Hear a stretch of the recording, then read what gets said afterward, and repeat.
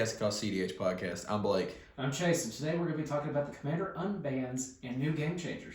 Ooh, new game changers. Yeah, so as of today, today's Wednesday, this is coming out tomorrow, so it's going to be 2 days ago when everyone is seeing this. We got an announcement. We kind of figured last week when we recorded that we were going to hear something soon, and here it was. They delivered.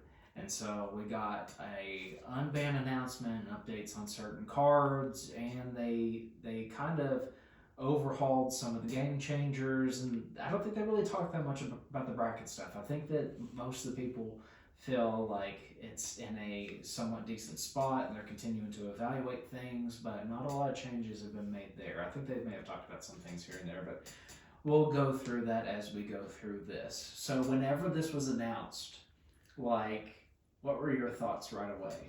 I kept looking for it because I was just trying to figure out when the announcement was going to come in. But yeah, the moment that I actually pulled it up and I saw it, the only thing that I was trying to find the banned and restricted stuff, and I accidentally stumbled upon the bracket stuff. So I didn't realize that stuff had gotten moved. I was just really confused. I was like, okay, what's going on? Are they not banning and unbanning stuff? And then so I looked at that list first, and I got a little bit upset. And then eventually people posted it, and I was like, never mind, okay, we're good. I actually did the same thing. I was like, okay, I see the ban, but it is in reverse. I saw the bans, and I was like, that's cool. But I thought they were going to make other announcements too. And then I realized, there's a separate fucking article on this. So, and I don't think the one for the brackets and game changers is even linked to the banned one. So I was digging through their website. I was just like, where is this stuff? But we finally found it. Here we are. We got some new cards in the format. We got some new game changers. We're going to talk about that. So let's start with our unbanned cards. Now, for the purpose of this video, we're mostly going to be focusing on just cEDH playable strategies and what we think for these unbans and the game changers as well. So please keep that in mind. Probably not going to be thinking about this much as from a casual standpoint, but here we go. So we're gonna knock off some of these right away. So the first one we're going to talk about is the Panoptic Mirror. So we have a 5-drop artifact that has imprint and it has X and tap. You may remove an instant or sorcery card with CMC X in your hand from the game. At the beginning of your upkeep, you may copy an imprinted instant or sorcery card and play the copy without paying its mana cost. Now, in our format, I don't think that this is going to be something that sees a lot of play, so we don't necessarily have to cover a lot of time with it. I do know one of the first things that they point out is extra turn spells. As far as what we would see, the most extra turn stuff is probably going to be Tivit, and that's already on an artifact. Yeah. So, you can't imprint that artifact, and it specifically states has to be an instant or sorcery. The only other deck I can truly think of that takes advantage of more of the extra turn stuff is the original Narset. Yeah. Playing Jeskai stuff, and you're flipping the extra turns off the top, so you're not really even going to be doing that with this. But I'm sure there's some other spells that can kind of go along with this. What are your thoughts on this card? I kept trying to think of what you would do to win with this, and I understand, and obviously in a casual setting, it makes sense. You can go infinite turns with something like this. I definitely get that, but you're still paying the mana for the card. It's an activation. There's time to interact. Plus, they have to get all the way back to their upkeep. So I feel that's going to be excuse me, I don't know why all of a sudden I started burping. But they're going to have to get all the way back up to their upkeep, which, just kill them, murder them. I don't know, do something. Right. But, I just don't think this is going to matter in cEDH. I think it's cool, don't get me wrong. It would honestly be really neat if, if this, instead of saying at the beginning of your upkeep, it just said at the beginning of, or at anybody's upkeep, type thing, then obviously this could be really busted. If you could just start silencing people out on every single person's turn and then being good, that would be nuts. But yeah, just as written, I don't think it's gonna matter. And the way you're going to be able to do that is play this in some kind of probably something like a TNT shell if you want to stretch it that far, where you're imprinting the silence and then you have Seaborn Muse like to be able to untap like everything at the beginning of each player's upkeep and then silence and keep doing it that way. Well, you wouldn't even get to silence at that point because it's only at the beginning of your upkeep. You can just imprint with the tap. So even that's like it's just a back card. Yeah. I mean, technically, it does make one of our Aether Drift cards like decent, right? Because wasn't there one that was like looking for artifacts that were like 4 and 5 or something like that? I think the Transit Mage and things like that. Yeah, but I mean, you're still, even if you play that card, you're still gonna be trying to get the One Ring off of it. Oh, I like 100% Machine agree. Guns Effigy or something like that. Yeah. So yeah, I don't know any. What card do you imprint with this? I don't know.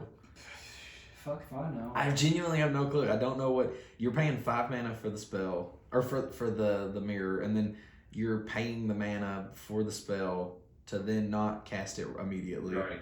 You're like, I want to wait a turn. I want to show everybody what I got. Like, I don't know. I think this card's terrible. Tell us what you're going to imprint with this card, and even if you're going to play this card in cEDH. But I think right now it's kind of a meh unban. Yeah. The next one that we have that I also kind of feel like is a meh unban. Slay of the Stars.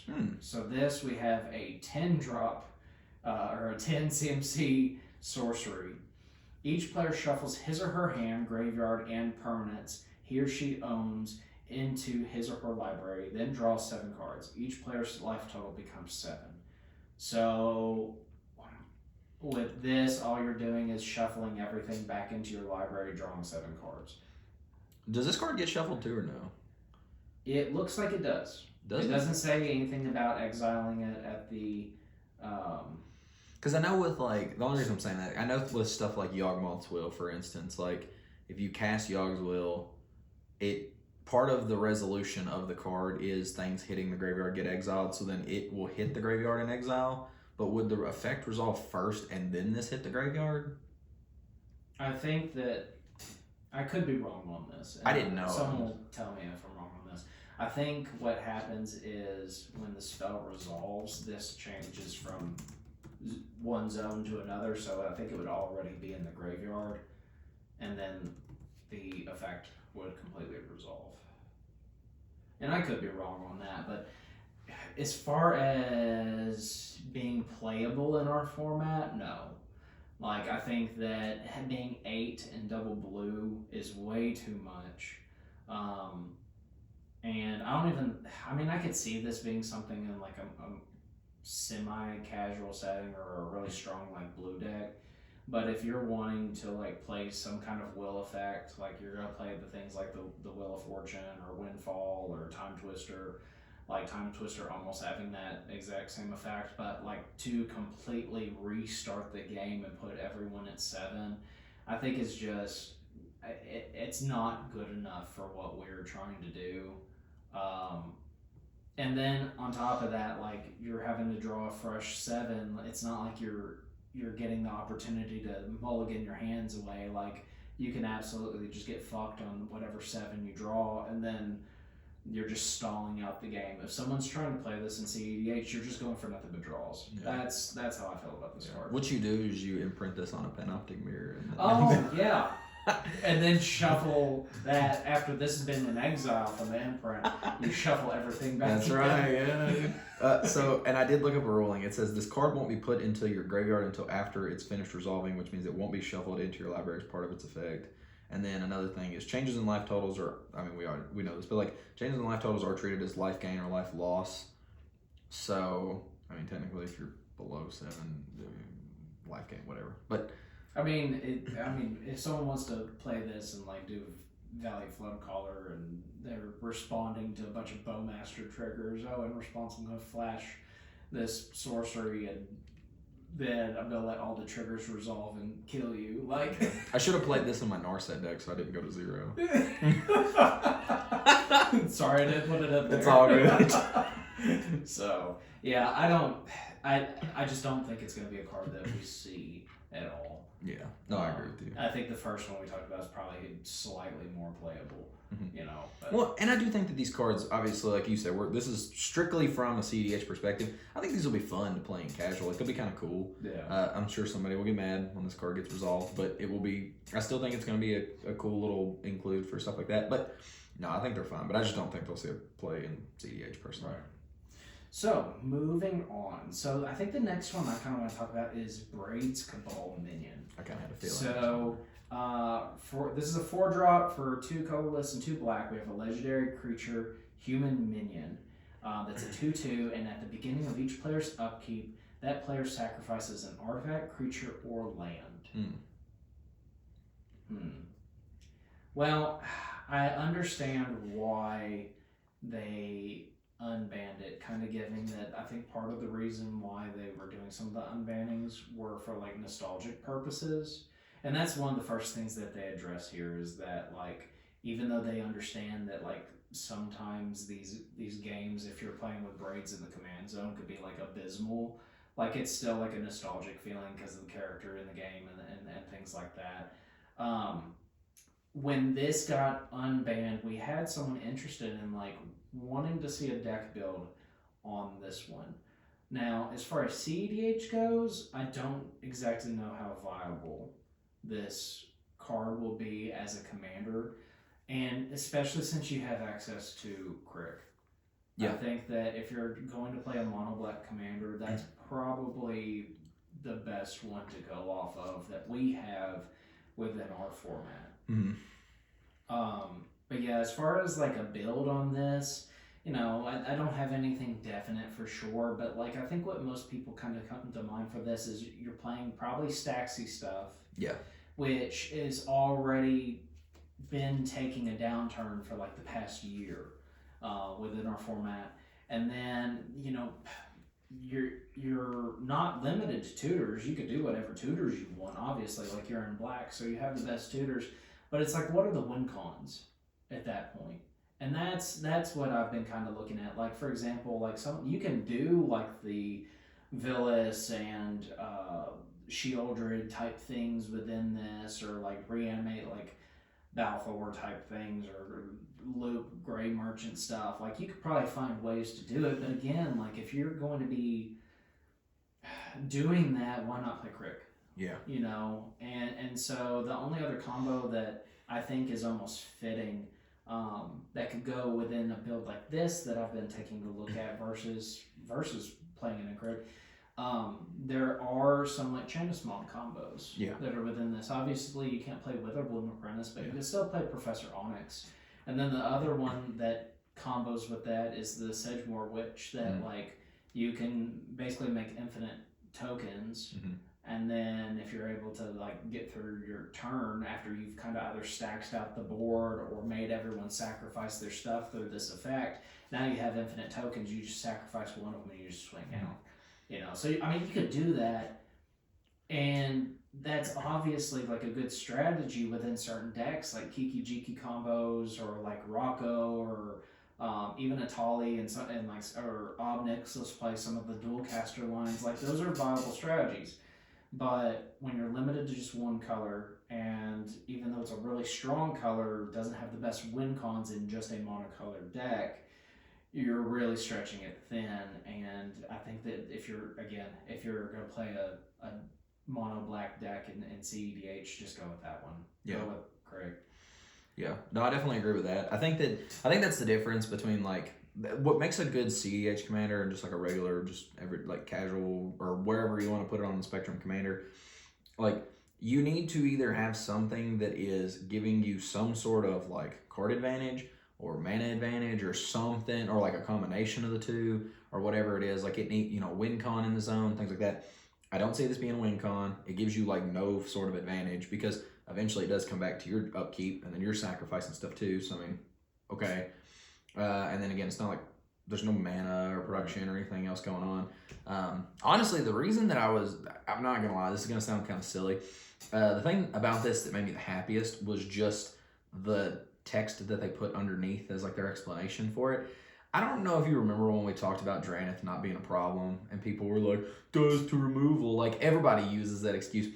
They literally said, however, as little as a single removal spell can really set that entire plan back. Talking about the Braids plan. So I don't ever want to hear anybody say that that's not a valid argument. It is. Well, it's a valid argument, but it's like, that would be the one thing that kind of shifts the format. Because if you think about it, like even the top decks right now, there's like, what, 3 to 5 actual pieces of removal. Mhm. And that's not really a whole lot. When you're trying to depend on like 3 to 5 cards out of your 99 or 98 if you're playing partners, like sometimes this can be really difficult to hit.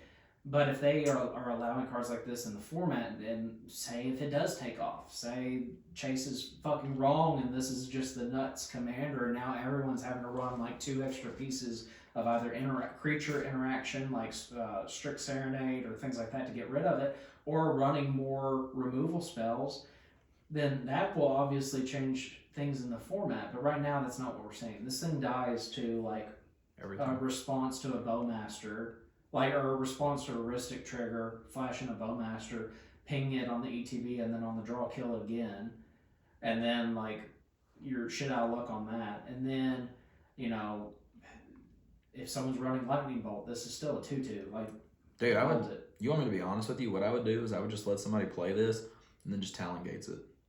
Phase it out, let everybody get their turn, and then let that person phase it back in before their upkeep. Yeah. Well, you brought up something about like upkeeps, and then whenever it gets back to you, like you're gonna have to like this is something like this is definitely not a commander you're truly gonna want to play on one, but like it is also going to be one of those decks where if you take it to a tournament, you're going to be trying to bank on being in seat 3 or seat 4 the whole game. Yeah. Because if you're going to try and go for a turn 1 and then fuck over the people that were in seat 1, seat 2, or even seat 3, like you could do that. Like that's not a bad way of trying to approach this deck, but like the chances of actually sitting at seat 4 or seat 3, unless you're me, then you know, because that's just my fucking luck at tournaments whenever I go and play. Like that's a way of kind of overcoming some of that rotation issue. But again, the odds are very slim on making that happen. Well, not only that, but the type of cards that it's having you sacrifice, like obviously artifacts are cool. Like I get it. Yeah. You know what I mean? Like I understand. Like it's cool. You know, I like it. But at the same time, like I mean, okay, so artifacts, like, your mana production and stuff like that, like, yeah, it sucks, but, like, if everybody's getting set back with mana production, then, like, okay, whatever. Creatures, I mean, yeah, like, I can't, I genuinely, like, there's a lot of decks that don't even play that many creatures. You have, like, Ragavans and, like, Kennons and stuff like that, but, you know, and then lands, same thing. Yeah. I mean, I feel like the big things that you would want, like, I feel like the things that make cEDH like so good, it's really a format right now that's being defined by like damn good enchantments and like damn good instants and sorceries. Yeah. And like it just is what it is, you know what I mean? Like I don't know, it doesn't hit any of those things, and being able to win on top of someone else's win. And in black, how likely are you to be able to do that? Like you would have to like be able to crack emergent zones and somehow draw a bunch of cards and fucking pop off. Like, you don't know, you just play like demonic consultation and Praetor's Grasp or something. You know? Yeah, you just steal people's shit. But yeah. Oh, but you brought up a good point with the enchantments on this. Like it doesn't necessarily like enchantments get around this. Like that's another combo that can go in this deck. Is like if you play like the Blood Chief Ascension stuff and Mind Crank and like people are sacking stuff. So I mean the Blood Chief is almost always going to be turned on, and like that's a good strategy within this. But as far like people will brew this. I think that. Sorry, I didn't mean it's cool. Like I think it's interesting. Mm-hmm. Some things you could do with it, but it's definitely not going to be something I play. I think you can play Turgid before you play this. I mean, you definitely play Turgid in the 99. I think you play it before this. Really? Absolutely. Okay. Because at least like with Turgid, or like Real, and then at least you have access to blue. Yeah. Well, I mean, even Turgid, like you're getting people's permanents, and like when they pitch stuff, like I mean, there's synergies. I just don't know what this does for you in a cEDH setting. I think that you could brew this in a really funny way as like a nice little cool stacks deck in like a casual setting. But like again, I do not know how you brew this in a cEDH setting. Like the only thing that you would do, I literally would probably brew it as like fast mana. I know this is gonna sound so stupid, but you would basically be like fast mana, all lands, and then literally just consultation, Praetor's Grasp. Yeah. And then you just every turn just land pass. Yeah. And then when it comes out, you can sack that land, play another land, sack that land, play another land, and just let the people just completely like wipe their whole board out, and then just be like sitting there and just waiting, and then like draw your combos eventually, and then after that like cool, and then try to go for it. But I mean, you'd also play like Cheerios with it. Yeah, I mean, I guess you you play a could, bunch yeah. of Cheerios and Necropotence and just draw a bunch of fucking cards, and then like Yeah. refill your hand every cycle. Play Cheerios, make sure that you're not sacrificing your important stuff and keeping people locked out. Like that could be a strategy to it, but like again, it's like how great is it going to be? This is a deck in a tournament that gets 5 points every tournament. Yeah. You just 5 draws, that's Yeah. it. Cut to top cut. No, never sees a top cut. So Yeah. I don't have anything else on Braves. Do you? Nothing's trash. So I'm sorry. I know that I'm the one that always has the extreme takes on stuff, but I don't know. I just think it dies to removal. Fair enough. So next card. So this is the 4th card that we're going to be talking about out of the 5. So Coalition Victory. Yeah. So for 8. Yes. So 3 colorless and then Wooburg. We have a sorcery that says you win the game if you control a land of each basic land type and a creature of each color. Mm-hmm. It's cool that it has cEDH on the front of it. That's kind of neat. I like that. Again, I just don't think this is a card that's going to see a whole lot of play in our format. We had someone else ask about like a Baru for this, and honestly, I think the best commander that could run this is probably Asika. And I'm not saying like Asika is like the strongest like cEDH viable strategy, but if you were going to lean into a commander that is a dork and then have just like massive like mana production type stuff, like you're probably going to be playing her in the command zone, and then you're probably going to be focusing strategies around like just getting a bunch of mana down and rocks and like dorks, and then playing things like Leyline of the Guild Pack to ensure that you're going to hit all your colors, and then all your lands count as each basic type.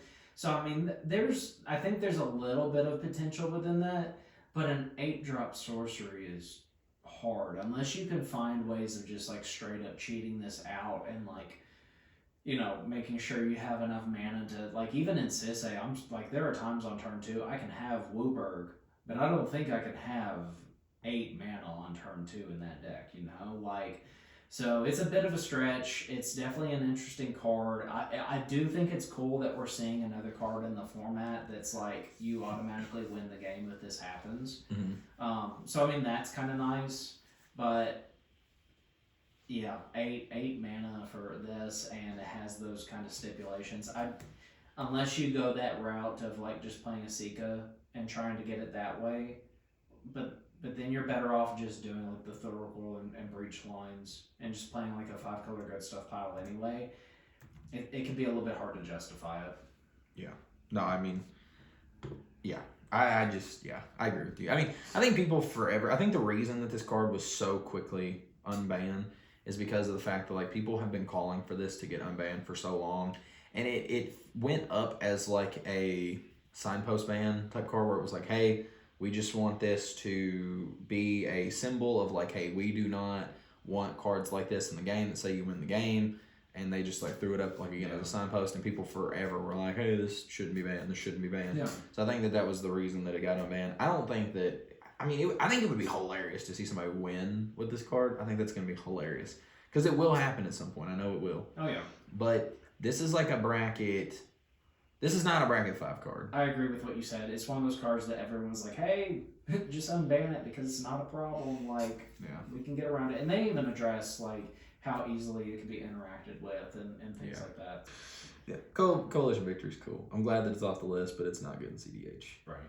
Yeah, I'm sorry that I'm so to the point on these. I'm like, of course sucks. But they at least gave us one card that is really good for our format. Oh yeah. And that is Gifts Ungiven. So for 4, we have for 4 CMC, 3 and a blue, we have an instant. It says, search your library for up to 4 cards with different names and reveal them. Target opponent chooses 2 of those cards. Put the chosen cards into your graveyard and the rest into your hand, then shuffle. So they gave Blue Form and Rogsai an extra intuition. Well, not so much Rogsai, but I'm sure Rogsai can take more advantage of this card than they could Intuition. Because, like, typically with the Intuition, you're thinking the Savine's Underworld Breach LED. As we were talking about before we started recording it, that extra for one more mana to get an extra card into hand, that's huge. So you know that most of these decks, like Blue Form in particular, is going to be running both copies of this. For redundancy, it's just a really good, like, I was watching cEDH TV earlier, and Mons was talking about this, where, like, even if you were put in a situation where it's like, oh, someone's about to win the game, let me just tutor out these 4 counter spells, and then if I already have a blue card in hand, someone gives me a Force of Will, and then they give me a Pact of Negation, let's just Force of Will this, and then going into my turn, I'm going to Pact whatever comes my way, so I can protect my own win. And so this is a really strong card. We already see an effect like it with Intuition in our decks. There are some other interesting strategies that can be opened up because of this. Like, I saw someone talk about, like, doing Thassa's Oracle, Snapcaster Mage, Reanimate, and I think Demonic Consultation. Like, so that way you're almost always guaranteed to do a Thoracle combo. I think I saw that as something earlier today. That you don't necessarily have to be playing blue form to access that, Now the only really like big thing of that is most people are not going to be running Snapcaster in cEDH, but if that combo proves to be really like useful, then maybe there's a chance on it. I don't know. So I think that one's definitely interesting. I think that it opens up a lot more Jeskai potential. Like, if you wanted to like assemble. You've played Jessica Ishai, and you played the Narset deck on the channel. Like, being able to like go for like the Savines and the Breach and the LED, but maybe even throwing in, like you were talking about Grand Abolisher earlier, being able to throw in Bomberman and like potentially like getting one of those and creating infinite mana that way and going off. Like, there's a lot of different things. I know I mentioned like the 4th card could just be Brain Freeze, so that way you just have all 4 in the package right then and there. So I don't know. It's going to be a really good card. I think that this is definitely the best thing that they gave us for us, for like our format. And that's why I made sure I picked up a copy of it today. So Blue just keeps getting better, bro. Absolutely. Yeah, I think this card's fantastic for all the same reasons you said. Like I said, I think that there's gonna be a lot of really cool breach piles. I was actually even trying to brew a couple of, like I told you, like Master of Keys type silly shenanigans. Like, I was just trying to figure out if there was a way to throw some stuff together in that. I didn't even think of the Snapcaster Mage line. That's actually pretty solid too. Yeah. Like, that's just nutty. So yeah, I don't know. I think that this is pretty solid. Yeah. Honestly, I think it is. I think that's definitely the best thing that we got today. I think that honestly that is the one card that makes the entirety of the 5 like cards that I said yesterday, Tuesday, whenever this comes out. But people are gonna watch this like 5. No one's gonna watch this.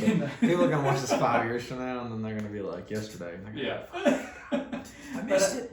But I mean, it's just good. That's all I have to say about it. It definitely was like a morale boost whenever I saw that card, because the other ones were just like, like you've made us wait this long, and we get these 4 cards, but you give us this one. That one we could be excited about. So those were the 5 cards that they unbanned. Yeah. Now, continuing... I was going to say, what about Jeweled Lotus? Well, that's the part I was getting to next. So they also, within the same article, and we're going to link the articles in the description, so that way nobody has an issue trying to find either one of them. They actually addressed the bans that happened last year. And so I'm glad that they did. I'm glad that they did that, because I think that they needed to.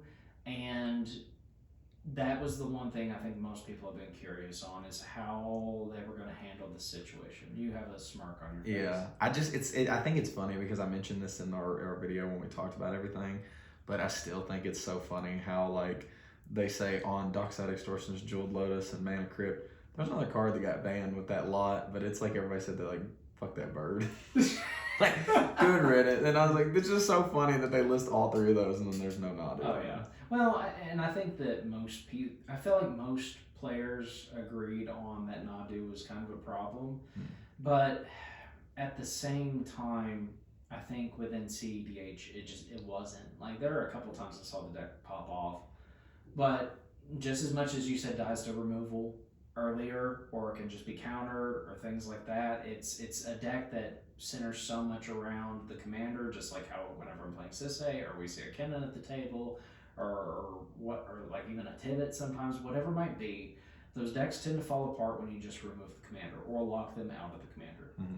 So that's why I don't think it was as addressed, but it also was not as impactful as these other three cards have been. Now, it is interesting. I think later on they talk about there's a Nadu contingency, and that's the only time they're going to ban something throughout the rest of this year. Of like if something becomes a very specific problem within the format and everyone agrees on it, they're going to go and kill it like right away. But as far as Dockside, Lotus, and Mana Crypt, they did say that, or at least Gavin kind of put it in a way where it was like, out of the three of those, the one that he would expect the most is going to be Jewel Lotus. So that's at least nice that it's getting acknowledged, and I think that's the right choice out of the three, just because of where we're at in the meta right now and how the format, I wouldn't say has grown from it, but just kind of adapted and evolved. I for sure would like to see Jewel Lotus back. Now, back when we unbanned the 5 cards, that was my number 1 pick. And I think it was it yours? It was both of ours, yeah. It was both of ours. Yeah, because I let you talk about it for like 10 minutes, and then you were like, what'd you pick? And I was like, Jewel Lotus. And you're like, you fucking let me go on this route. So, yeah, I think that gives us some hope, but they also announced they're not going to be banning or unbanning things for the rest of the year, so we won't hear anything for a while on this. Again, I'm just glad they addressed it, and shed some light on what they were thinking about it whenever they were going over these cards in particular. Yeah, no, I definitely agree. And honestly, man, I'm fine with the way that the format's going. I'm totally okay with anything getting banned, unbanned. Like at this point, I'm like, it is what it is. Like we'll adapt, we'll adjust to the format. If it becomes just absolutely unplayable, then obviously like we'll just bounce. It is what it is. But like I do think that if there is a card out of that lot that should come back, it's simply Jeweled Lotus, because like we talked, that card has no place in any other format. It has Commander stapled right on it. So I feel like if any card should come back, that needs to be the one. Other than that, I mean, I don't care. I mean, I really don't care about the other ones. Like, I like them. I think they're fine. I think they're fine in the format. I think they're fine out of the format. It doesn't matter. But I just think that Jeweled Lotus is one that it literally has a home nowhere else, and I just don't. It just feels like such a waste to like print all those copies of the card, and like I don't even own one, so it didn't hurt my pockets at all. I just think that it should come back. Right. So we'll see what happens. Now, as far as the remainder of this article, they actually talked about other cards that they were talking about and discussing and debating on, and they gave some description on some of these. Are there any that you want to go down and kind of take a look at based on what we've talked about before, or what your thoughts are on some of these? Like some of them, just as much as like the Coalition Victory, like Biorhythm, for example, like that's another card I feel like a lot of people have kind of said, like, this card isn't that much of an issue at times. Now, if someone is able to like go into a protected turn, like they've psych-rifted everything and then they're able to cast a Biorhythm, like, yeah, that just kind of ends the game. But good on them. Yeah, like, people are doing that kind of stuff anyway. Psych rift, okay, go to my turn, silence, Thassa's demonic, win. So, they kind of acknowledge that some of these cards that are still on the list, they've been looking at, they almost took off of the list, but I don't think they were wanting to do too much all at once. Yeah. Now, I think if there's any cards on that list that they talked about, I like that they... I like simply for the way that they worded what they said, like the comment, Hole Breacher is one that I want to talk about. I just think it's so funny where it says there is a theoretical rejiggering of brackets where you could tell me this is acceptable, but I wouldn't expect it. But it's just the wording there that had me dying laughing. So I don't know. I mean, honestly, I don't think this card ever comes back, but I think it'd be cool. And I don't know. I just think I'm sure that eventually they'll shift stuff around where they say, hey, like game changers. Maybe they'll have it to where like the game changer list has like certain numbers assigned to certain cards, and it's like, hey, this one is fine in like 3 and above. This one's only fine in 4 and above. Like maybe stuff like that. Right. I don't know. And maybe that's similar to what they were talking about, like only in the 99 type things for like some of these commanders, like Lutri and other stuff. But like, so I don't know. I definitely think that this card's cool. I'd like to. I know it's probably unfun as fuck, but I would at least like to. I would just like to, have one of my insane takes be right. So. Right.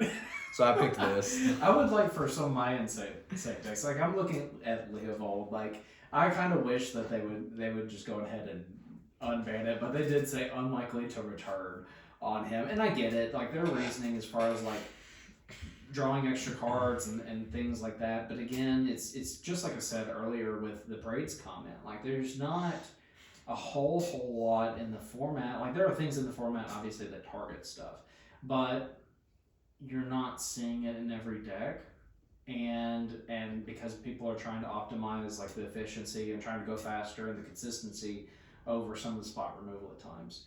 And so that's why, but I think it's the main thing on this card is each opponent can't draw more than 1 card each turn. Yeah. Like that, but at the same time, like people are making the argument for Ristics and Fish and all these other things for card draw engines. This is going to shut it down. So I mean, I'd like to see it in the format. I think it's in cool colors, being in Sultai, like I said before. But I don't know about that one. Now the cards that I've seen that I think are really interesting. They did discuss Primetime on here as like a card that they could potentially see coming off the list, just not right now. They still recognize that it's a powerful card, but I think that this one is super reasonable, especially within cEDH. I couldn't understand if it's a problem in the casual tables or anything like that, but again, make it something where you're only going to see it like 4 and 5 or something like that, how you suggested that. And then the other one that kind of comes to mind for me, actually, before I get into that one, Recurring Nightmare. Mons brought up a great point on cEDH TV. Like, this is a worse, like, Necromancy. He even said Chthonian Nightmare is better than this card, so why even, like, keep this? I'm not going to discuss it more. If you want to go watch that, go watch their videos and support them, too, because they're really good with what they do. Tinker, I said this before we recorded, and I've had arguments with people in our local meta of, like, this card does not need to come off of the ban list. It doesn't say one way or another in their description. This was the only card that they have in their description where they talked about it. Like, yeah, they said that it's a powerful card, and this type of effect gets banned in pretty much every format. But they didn't say it was going to come, like, unlikely to return, or it was going to completely stay, or it might be evaluated a little bit more in the future. Like, we already see these type of cards with the reshape and the transmute artifact, and they have a little bit more stipulations. And I think more people are thinking of like Banlist Citadel, but I think that this is going to be like, oh, you got a Kennen out, let's cast Tinker and go ahead and get the Basalt Monolith. Like, I just think that that's where it's going to see its bigger, like, more relevant play in that deck. I think they shit on Tolarian Academy, so I'm sorry about that one. No, it'll come back. Other than that, I don't have that much more on some of the other things that I'd like to discuss on that section of things. And again, it's like I said, these articles are going to be posted in the description. So if you want to read the committee's comments on things, go check those out. Some of these cards on this list suck. I'm just saying. I think it's just because we play a lot of cEDH. I don't know. Yeah. I think I have a warped vision of, I don't know. Some of these are garbage. Well, speaking of garbage cards, let's go over to the other articles. So we're talking about the brackets and the game changer updates. So, I don't think there's much to discuss on the brackets into things. The main thing that they discussed on this was the intent, and then potentially like later on changing things, because they were kind of considering Sol Ring at one point as a game changer, just to allow all of the brackets to have at least one game changer. I think that was the biggest things, but they haven't made that change yet, and it might be something they're still discussing for the most part, just because of Sol Ring. I think it should be. It should be a game. It should be a game changer. It's a damn good card. It's in every name one. I can't think of a single cEDH deck that doesn't play it. I can't think of a single deck that doesn't play Right. it. So I don't know. I do think that that is one card it has dodged a lot of hate simply because of the fact that it is in a lot of like precons and other stuff. Like I mean, it's in just about every precon, isn't it? Like almost Yeah, every it's precon. in every precon. Yeah, so like I mean, I get it. Like obviously, it's widely available, so I totally understand that. But widely available doesn't change the fact that it's a great card. Like if Ristic Study was in every single precon, it's still Ristic Study, you know. Right. So I don't know. I do think that like I actually kind of like that idea. It's like, hey, you don't want to run Soul Ring, run a different game changer, you know. But yeah, so I don't know. I do think that card is a game changer. Yeah. Sure. So maybe I don't know. Maybe it will see a place on the list. But let's go to the actual game changers. And before we get into what they added to the list, there are 2 cards that they delisted and they took it off the list. Now, one of them is Trinisphere, and you know that's okay because like it's a stacks piece. Like, you know, they talked about how even though stacks is unfun and these type of effects can be unfun, like, you know, you're probably not gonna see this a whole lot in other things, but maybe it does kind of open up some of those stack strategies within the lower brackets if someone wanted to throw this in. That's not the one that I think is important. Here is the important one, okay?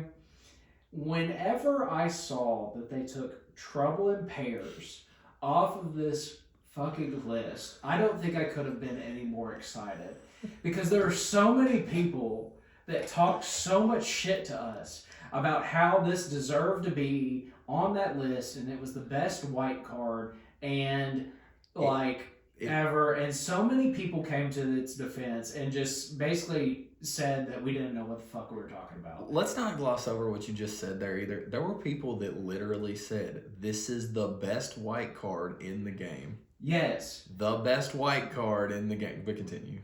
So, I mean, I'm just going to read the straight up description as to why they took it off the list. So it says the first card being delisted is Trouble in Pairs. This card has certainly emerged as a standout card since it was released about a year ago. While it can draw a lot of cards, it's on par with some cards that are not on the list. The general feeling is that this is just slightly under the bar for the Game Changers list, and that we probably jumped the starting line a little on this one. It's plausible it could get added back in the future as the list evolves and we receive more feedback. Now, yeah, granted, that last line of text, it is plausible. This card fucking sucks. This card, like, I can understand the appeal. Most decks aren't playing this card, especially in our format. Like, I think we've talked about it before. I don't even... Have you considered running it in Zur before? No, fuck no. No, I'm no. Like, Tivit might... Like, we might see people jump onto this card a little bit more if they do eventually ban Ristic Study. But most games, I'm going to want to smother and tithe over this. I'm not going to want this. There are other value engines that are in our format that are better. And so maybe we know a little bit. So maybe they listened to us. Maybe they watched us whenever people were defending us. And they're like, you know, those Casting Cost guys, they're right on this one. Let's take it off the list. If they watch our videos, we are never getting sponsored by Wizards of the Coast. No. Yeah. No. Dude, yeah, fuck this card. I'm sorry, but it's just Blazon, the best white card. That take blew my fucking mind. I'm sorry, but no, this card's garbage. I mean, I think I play this in one deck. I think I play it. I normally slot it in like Jeskai lists a lot of the time, just because like, hey, why not? But even then, a lot of times it just ends up coming out. I mean, I have never considered this card for Zur. It would never. No, I don't think this card's trash. I mean, somebody tried to. I don't know how this math got made up. I'm sorry, I'm about to go in, but I don't know how this math they came up with this. Somebody said they were like, this card's broken over the course of a turn cycle, like a full like cycle, all the way like from your turn all the way back to you. They were like, you could draw 27 cards with this. I don't know where the fuck they got that math from. Where are you drawing 27 cards? No, absolutely not. Dude, there's no way. No way. Zero way. And there's going to be people I know that come to the defense of this card again. Please. But, like, We said it a while back on this card. They're saying it now. It does not need to be on the Game Changers list at this time. Sorry about it. If you are just really passionate about that card, tell us we're wrong, and Blake will argue with you, just like he has about these other cards that I'm about to talk about. Not necessarily on the Game Changer list itself, but they do make a comment in here about Yuriko would likely come off because it's solely about power. You want to talk on that little comment right there about how Yuriko could come off of the Game Changers list? Card fucking sucks. Okay, there we go. But they also kind of include Urza in that discussion as well. Yeah, but Aaron's Urza is pretty good, but other Urza, no, I don't know. I think Urza's fine. Honestly, I don't know of any commander right now that I would just look at and go, damn, that commander is broken. Like, I just genuinely can't think of any that I'd be like, Right. whoa. Like, I think that most commanders are fine. Obviously, like, the deck as a whole, like, the culmination of it is what really breaks decks. If you wanted to, like, ban some of the partners or whatever just to, like, shake stuff up, cool, whatever. But, like, I literally can't think of a single, like, individual commander that I'm like, this is game warping. Like, Right. I genuinely can't. I think that I think it's fine. I honestly think Right. that everything's fine. But, yeah, dude, I think I'm vindicated. Fuck Trouble in Paris, fuck Yuriko. I know I have very extreme takes, but it's like, at least my takes are on Magic and not like politics or anything. Like, I don't know. Cut me some fucking slack.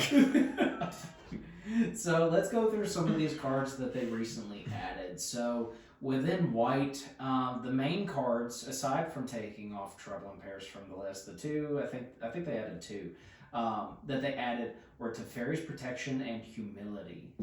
Now, Humility, I don't think sees a whole lot of play within cEDH, but I can understand why it's on the Game Changers list. Like, making everything lose all their abilities and just become 1/1s. Like, I can understand a casual table. Like, it just makes games abysmal. So putting this into the Game Changers for that reasoning, I think makes a lot of sense. But I don't think it's going to be a card that we see very often. Oh, Humility? Yeah. Yeah, no. Yeah, with the Humility. Now, the Teferi's Protection, I can understand it as well, because they're in the description as to why they put it on here. They're comparing it to Cyclerift. Yeah. You know, as a way to either kind of save yourself or give yourself protection from being able to, you know, if that's what kind of saves you in the game. But it's not a card that's like Angel's Grace, where like it has split second, you can't lose the game, and like sometimes, and it's happened on the channel, like Angel's Grace wins games, like somehow always pulls it out. But maybe this is what you just imprint the Panoptic Mirror with. oh, the Teferi's Protection? I don't know, because then you phase all your stuff out on your turn. Yeah, but then you just, I mean, not in cEDH. In cEDH, you're fucked. Like, you can't interact at Yeah. that point. That's terrible. But, like, Where are you going at with this thought? I was saying, like, in like a casual setting, maybe. Like, could you not phase yourself out and phase everything out, and then you're just, like, you're free for the whole game, right? You're just... I mean, I guess if you wanted to play that way, but that doesn't sound fun. No, of course not. But you would just, like, phase out, and then your opponents would try to do stuff, and then you'd phase in and phase out, and your upkeep again, and then you just keep doing that, and, like, eventually they deck themselves, and you win. In cEDH, that's not going to happen, but, like, Right. I don't know. I mean, unless someone's playing like Thassa's for some reason, then those decks. Oh, that'd be hilarious. Like a yeah, deck. That's that. I'm just trying to justify why it could be a game changer. I don't think this card's broken. I don't even think it's worth it being. I mean, I know that obviously, like, cool, it protects you. Like, that's fine. I've seen people cast it and, like, save themselves in, like, some pretty, good moments. But I'm just trying to find a way to justify it being a game changer. Right. But again, our bar for things are different. Like, we are looking at the best cards in the format at like I don't know. So I don't know. I genuinely don't know. I think that I'm just so happy about Trouble in Paris. You can't. That's it. That's the video. We can't think of anything. I just can't think straight. Continue that. Sorry. So I'm gonna hate editing this because I keep interrupting and I'm like, fuck, shut up, dude. So the next thing that they have grouped together, not necessarily by color, but they have Narset Parter of Veils, Orcish Bowmaster, and Notion Thief all grouped together. Mm-hmm. Just as because of ways of punishing card draw, I kind of agree with most of these. The biggest one we're seeing right now is obviously the Bowmaster, just because like I don't want to see that card get banned entirely, but I do see where it does slow down a lot of games just because like a lot of people are relying on dorks and things like that right now. Bowmaster can really run away with the game at times. Like, yeah, it's a 1/1 and kind of dies to itself if there's a deflecting swat, a clone effect, or another Bowmaster that comes down. But this is a card that is absolutely deserving of a game changer because it has really shaped our format. I'm surprised it was not on the list the first time around, but I'm glad they put it on the list now. Like, again, it doesn't really impact us in a way that, you know, it doesn't matter how many game changers we are playing in the deck, but having this on the list because they have acknowledged before that this list is like not just a thing of like taking things off the ban list and using the game changers as a way to try things out, but they've also acknowledged that these are cards that in the future could potentially be banned. Yeah. And so adding the Bowmaster to the list might be something to be mindful of for the future, and I think that's a good pick to put on here. Well, see, and that's the thing that's crazy to me is like I feel like Orcish Bowmaster is really good in our format, but I don't see where it would be a problem in like a casual setting. Right, because you're not really like you're not seeing the wheels, you're not seeing the Ristic Studies or the fish, and if you're playing those things like you're in a bracket 3, if before you were trying to play those things at a casual table, you're probably just being the dick. So like, you know, that's the only time it's really going to be effective. But those are things that you see and expect every time we sit down to play. Yeah. So, and then what's crazy is I think that something like an Orcish Bowmaster kind of keeps the Notion Thief in check. Oh yeah, because it's 1 toughness. Yeah, like, it's terrible. Yeah, so like I don't know. It's just so weird, man. I don't know. I'm really excited. I'm actually going to sit down and play some casual games, some this weekend with some of my buddies, and I'm curious to see how my perspective on things has, like, since playing a lot of cEDH, going back into that casual setting has shifted a little bit. See if like it makes me a better or worse player there. But I don't know. I do think that a lot of the cards they're adding to the list are kind of odd because I don't know if they would see play in a more casual setting. But then we throw them on the list where like I guess they can only be played in like those upper tiers. So I don't know. I don't know. I'm kind of weird on these. Like I don't really think that I can understand why like Notion Thief, Narset, because they're kind of like in that same boat as like a Leovold type thing. But Bowmaster's just a weird one. Like it really, like I said, I just feel like it really only affects the cEDH or like maybe the high power people. Yeah. So I don't know. But maybe they just do it on there as like a way of being like, hey, if we do decide we want to ban this in the future, like we've already said, like we've made a point to be like, hey, this is kind of a problem. You know, we threw it on the game changer list as like the warning sign. So I don't know, maybe that's the reason. But yeah, I just don't think it'd be a problem in a lower power setting. I mean, even in like cEDH, like obviously there's some people that want it gone, but I still think it's fine. Right. So I mean, the next card that we have on here, just kind of scrolling through this and looking at things, Intuition. You know, we talked about this card already with Gives Ungiven. It makes sense if they're going to take that off the ban list to put this one onto the game changer, so that way both of them are there. Especially since like this has pretty much been like a 1 card win con just because it assembles all the pieces that you need now that you have gifts. Both of them are in the same spot. I don't have anything else to say on this card. Like it makes sense why we're putting it on here. Yeah, great card. The next one they have is Consecrated Sphinx. I can understand where at the casual table this is a problem because you are actually going to be drawing quite a few cards compared to your opponents.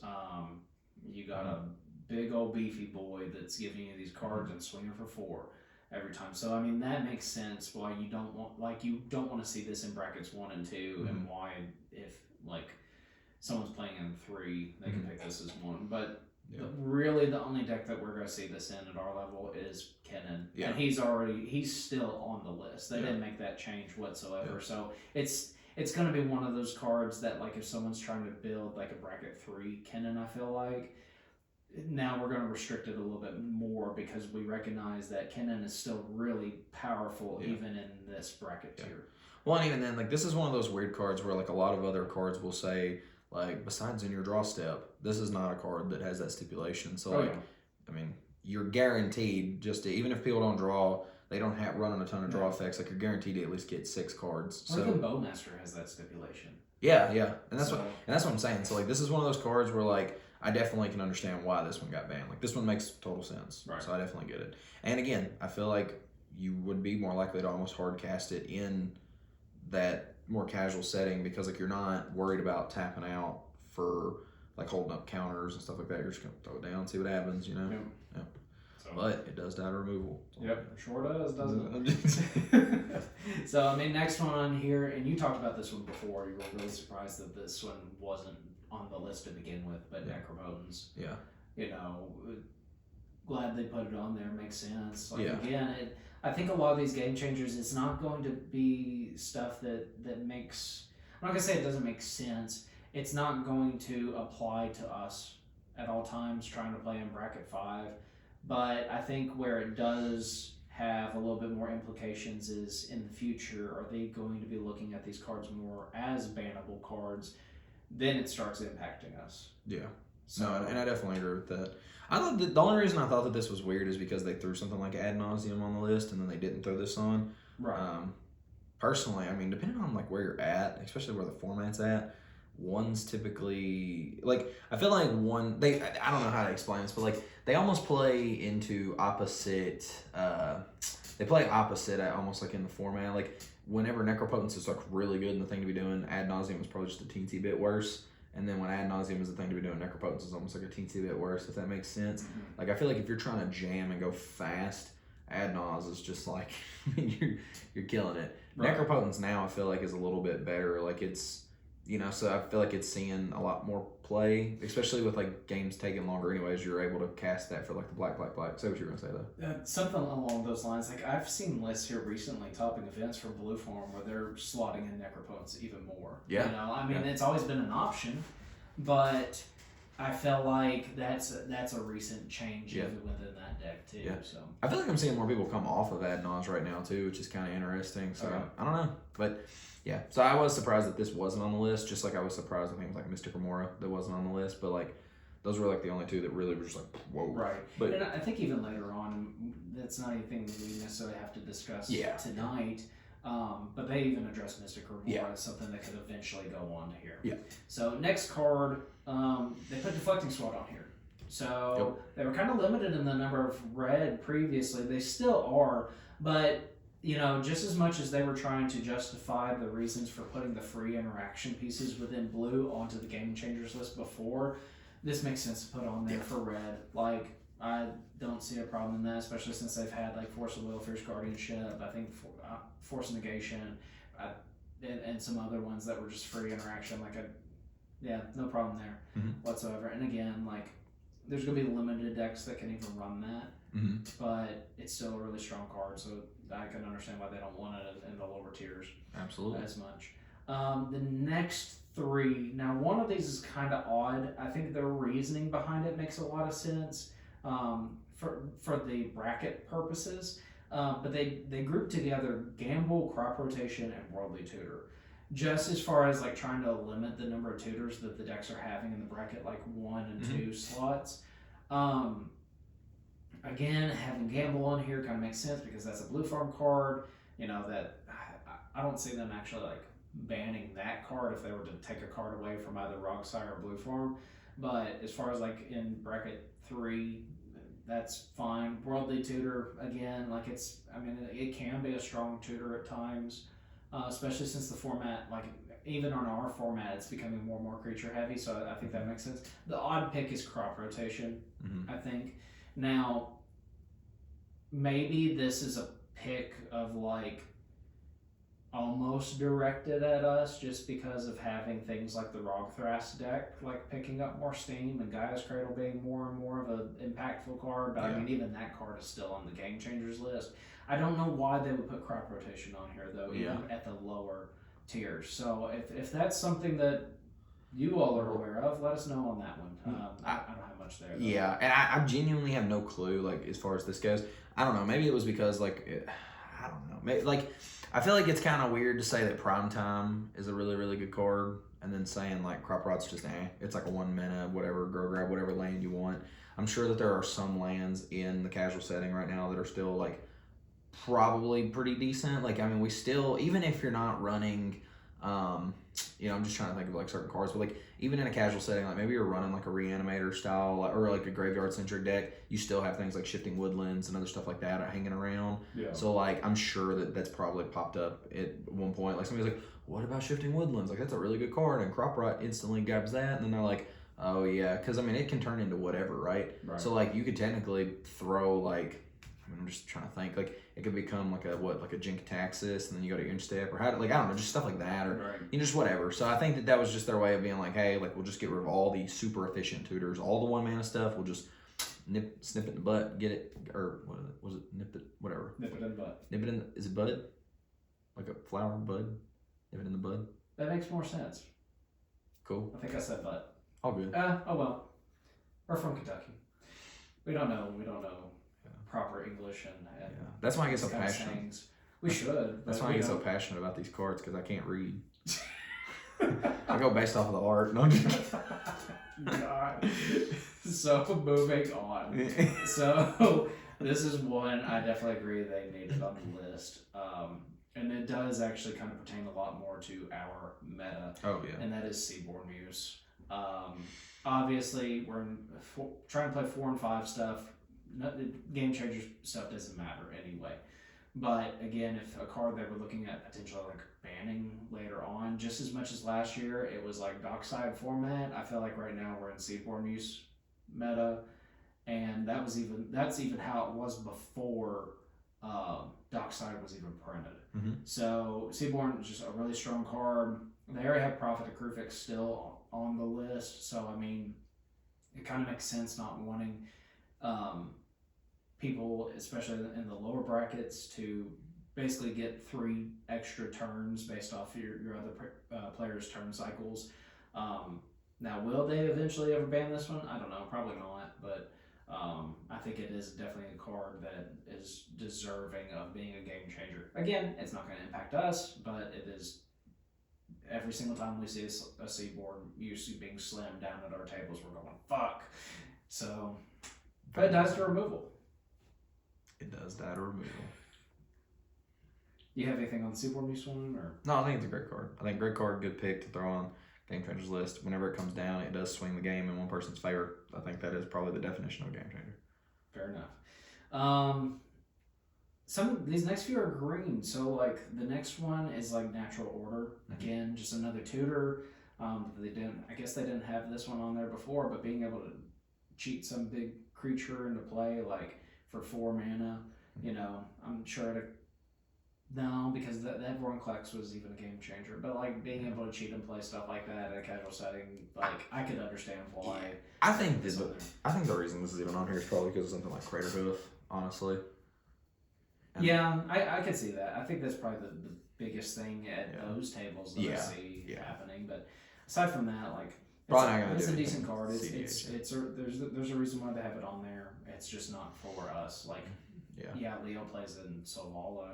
But I mean, he's mono green anyway. Yeah, he's mono green. Like he has other creature tutors anyway. Yeah. So now I do think this could kind of be cool if you were just like, because I mean, you can go get a Seaborn with it, right? Yeah. It's like sack a dork, Seaborn. Yeah. That'd be cool. But like other than that, I don't know. The sorcery speed, whatever. The sorcery speed and costs 4. Yeah. So I don't know. I don't see it too much with us. So this next one though, we do see quite a bit, and it does win games. So they put Food Chain on the list. But they did put Food Chain on here, which I think is fitting. And part of the reason that they're talking about is infinite combos in here. Perfectly fine. They had Food Chain and Squee, like where I guess if you wanted to play those in a bracket 1 or 2, and you still have a Tali that's not a game changer, and you could just play that combo and basically play a cEDH deck at the lower bracket levels. Fine, cool. There's a reason why that card's on here now. So I agree with that pick for that reason. I don't think that we would ever see it be banned, like outright banned or restricted in 4 or 5 brackets, just because it is a viable strategy. But it is just as much as the saying goes, food chain wins games, it does not always win those games. You know, people, it really telegraphs the wins at times. Um, if you don't have a way of protecting it or getting it back or anything like that. So yeah, yep. No, I think yeah. I don't know. I just think that yes. That's all I'm gonna say. yeah. Again, I'm struggling, dude. I'm trying to justify like Some of them, like yeah. fair enough. It's just yeah. Oh, we have a skewed. I don't know. Like I said, we it's skewed take from the format. I need to quit looking at it from the casual lens. I'm trying to like be the casual. You need me to stop looking at No, me. I'm almost trying to like think from a casual perspective when I'm looking at some of these. Now you said like, oh, we're gonna look at it from a CH perspective, but I'm trying to look at it from a casual perspective on some of these, and I'm just like, man, this card sucks without tutors. Like, right. Well, and I think when we look at the game changers, it's hard not to look at it from the casual perspective because again, these game changers don't necessarily matter to us. Where it does matter to us is, are these going to be cards that they're going to potentially look at as far as future banned cards? And there's a lot of cards on this list that's like, oh, those are a lot of blue farm cards. Oh, those are some TNT cards. These are Kennen cards. This is this. Really, the only deck that has not truly been touched by most of the game changers is cEDH. If you think about it, like, it kind of dodges like the one game check, like aside from the tutors like Kennen, but everything else, like, I don't think they'd ever see banned. But anyway, that's beside the point. So moving on, they put Aura Shards on here. I do think that's an interesting pick, but again, that's kind of like another like Staxy piece, and we don't see it a whole lot in our format, but with the exception of like maybe Elevir playing it. But I could understand where like at the lower brackets, where especially like Anaya seems to be a really popular color combination, and like someone just kind of slotting this in just to get rid of everyone else's shit on the table, I could understand why they put it in here. So yeah, dude, I'm not gonna lie to you. I mean, we play in a format where like artifacts and enchantments are very heavy, and like I tried putting this in Sithis, and it doesn't even come up enough. Like I've thought about cutting it out of there. Like I don't know. I think it's a good card. And I mean, it will shred up a board, especially in a casual setting where it is like very creature dominant. I think that that's probably, again, a good pick. So, I mean, last few that are on here, they put Field of the Dead on here.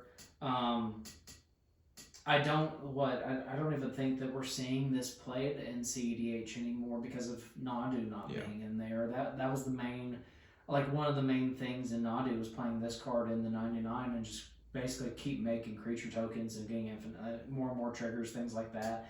I'm sure that at the lower brackets it's really helpful in zombie strategies, but again, I don't know enough about this, haven't seen it enough with the exception of Nadu to really tell like how much of a game changer it truly is. So that one to me is just kind of like a meh.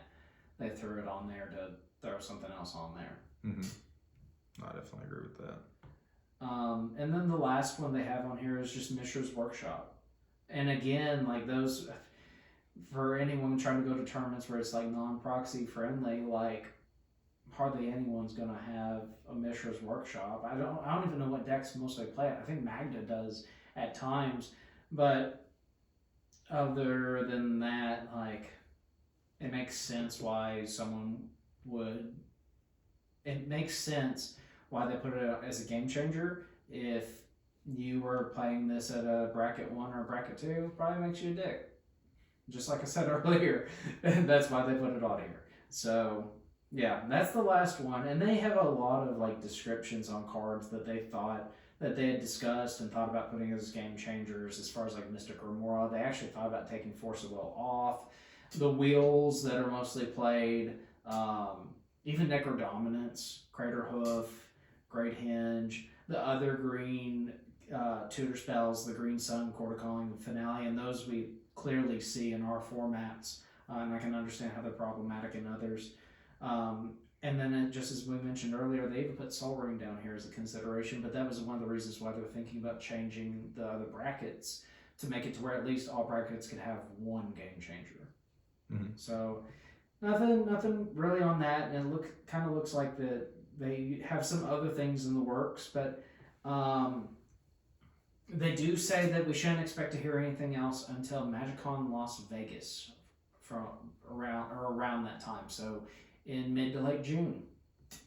So, but we do know that there's not going to be anything else banned or unbanned. They might, add more things to the game changers. We might get more announcements for the brackets if there's going to be any changes with that. But that's really everything. I think we got everything for what they covered and our thoughts on that stuff. So I don't know. It's definitely an interesting thing. I don't think it's going to shake up our format too much. What they unbanned, obviously, the gifts I'm given is the best thing. And obviously the Trouble in Pairs news is the best thing for us, and the potential of Yuriko coming off the list. But other than that, I ain't got shit for the rest of it. What do you got for me? Bro, it's just weird. I don't know. Like I said, I think that I like the unbans. I think it's fun. I think the game changer list updates are fine. I think all that stuff's great. I don't know, man. I was just kind of hoping to see. I don't know. I don't feel like this really shakes anything up for us. And I was kind of hoping to see one thing really. Not that I've not enjoyed this format right now. I think that the format's fantastic. I think it's totally fine. But I just really was looking to see if we were going to get something that may shake up the way the format is, whether it's like speed or just something. And I honestly think that like J-Lo coming back probably would have been a pretty decent shake up. Right. But I was just, I don't know, I was kind of looking to see if it was going to do some stuff to shake up our format. I definitely think that it shakes up the casual format quite a bit. And again, that's the majority of the people playing, so like that makes a lot of sense. Like you have to cater to them first. But I don't know. I'm just a little disappointed that they said they're not going to ban or unban anything for the rest of the year. Because I'm like, dude, it's April. Like, it's a lot of time. Oh, yeah. So that's a little disappointing to hear.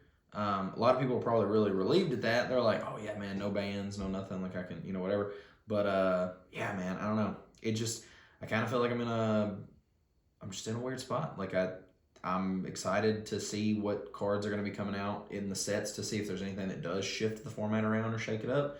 But at the same time, I'm like a little bit disappointed because I feel like, you have seen some people say like, hey, we're kind of like just stuck in this mid-range hell right now, and we're probably going to be in it for a good little bit, and then we may just get totally blindsided out of nowhere like at the start of next year, and then it's like, ooh. So I don't know. I'm just curious. I was kind of, like I said, I was just hoping for a little bit more on the cEDH side of things, but I do think that as far as like the casual side of things go, I don't want to like shit on that. I think that they did a great job there. I honestly think the Game Changers list, the brackets, I think all that stuff is like really good. I think that they're honestly doing a great job with that. They're doing the best that they can. I think that's fine.